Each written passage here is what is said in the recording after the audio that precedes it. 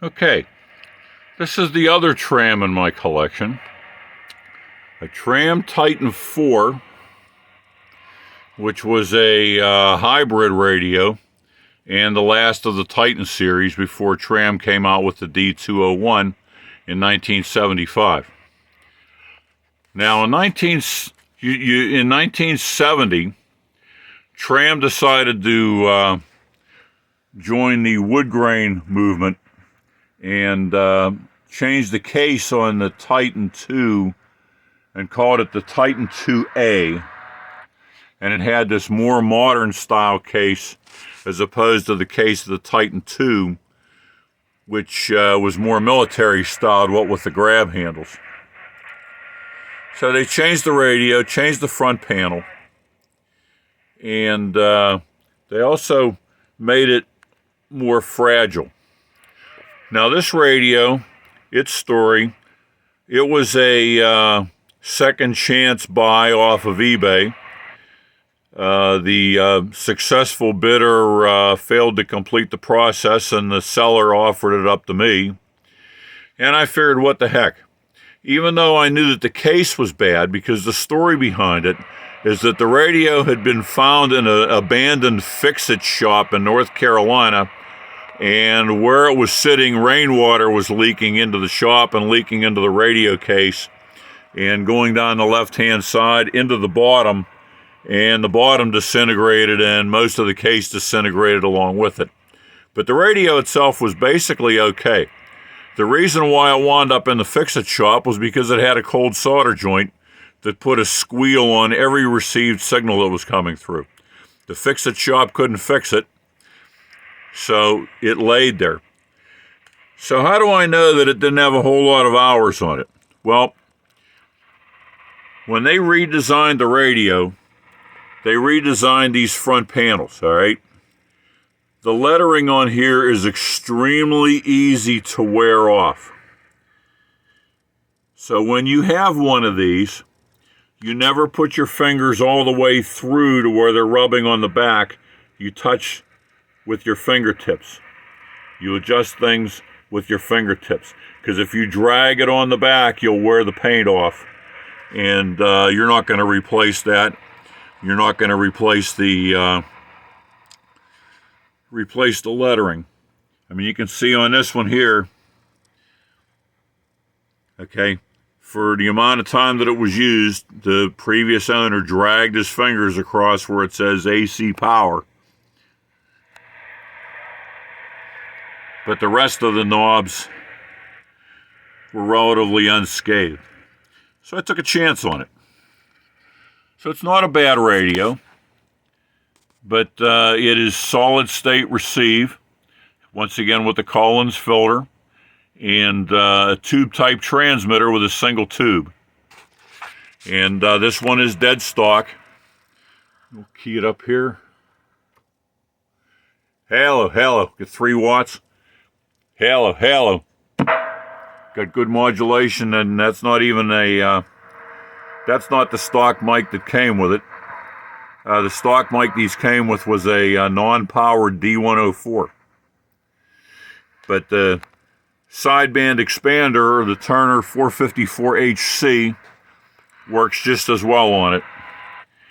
Now, one thing that I do recommend, the schematic for the radio, the microphone, shows the one terminal being grounded, the audio wire being grounded when it's in receive. If you don't do that, it will unleash a horrendous squeal when you let up on the microphone. And you'll want to fix that in short order. So let's take a spin around the band with this. Time right now is about 9:30 a.m. Pittsburgh time. Solar flux is around 160 or so.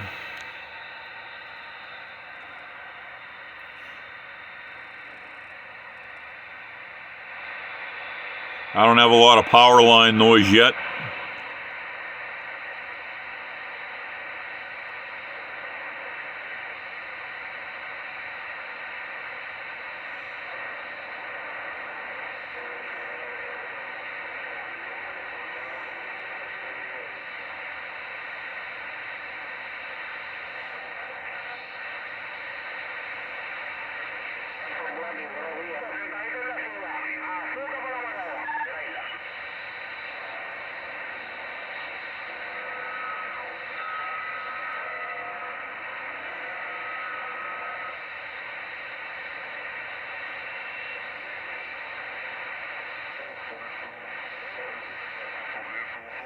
Oh, there's somebody on sideband. Let's see if we can tune them in.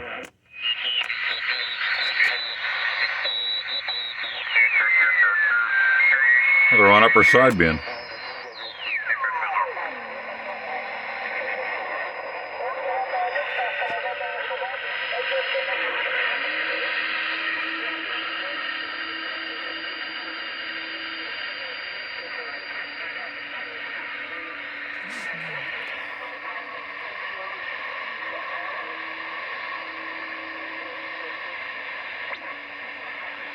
All right, we're going to move on here because we're monologuing. Be nice if there was somebody on sideband on 16.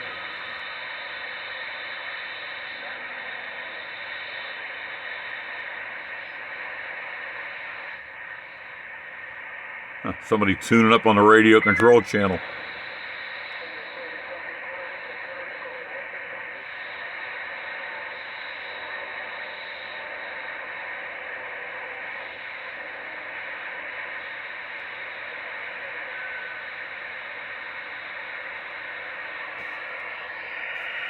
Okay, so the band, now one of the other major changes that they made when they went to this radio, or this style I should say,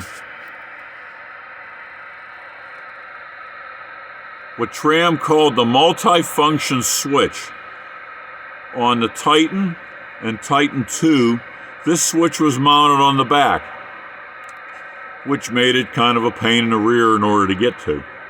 When they went to the redesigned chassis, they put it up front, and so you can see that you have to switch between. There's your S meter, your power, SWR, Cal, SWR. Now every one of these radios has a built-in dummy load, and you can test and tune the radio on an internal dummy load without having to connect it to an outside antenna and put a signal on the air to try to find an extra dummy load. That's what you got for your $627 in 1974.